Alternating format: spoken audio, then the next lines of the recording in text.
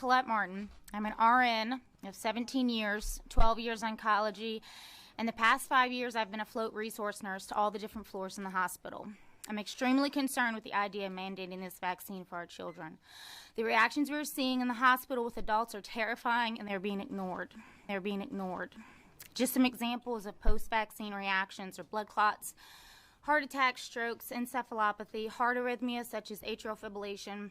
Also in the elderly, we're seeing an increase in falls, syncope, acute onset of confusion with unknown etiology. Also, 2 young and healthy coworkers I know had vision changes, tingling and numbness to lower extremities they're still dealing with. Another coworker developed DVTs. I personally had a patient die 3 months after his vaccines of pericarditis, which we know is a known side effect. Diagnosed 30 days after a shot, no mention to VAERS. Majority of our nurses, nurse managers, and some doctors do not even know what VAERS is. I've spoken to our chief of medicine, managers, other nurses on why we're not reporting to VAERS, and the most common response is, what is VAERS? It's a topic that's very difficult to address in the hospital setting. I bring up my concerns and repeatedly get dismissed. I've been told, I'm sure someone is investigating this. Well, if we aren't, then who is?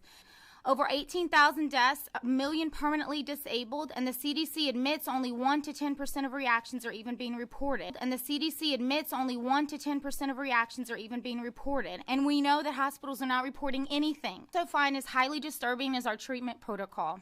I truly believe our protocol is killing our COVID patients. When I ask other nurses their thoughts, they agree.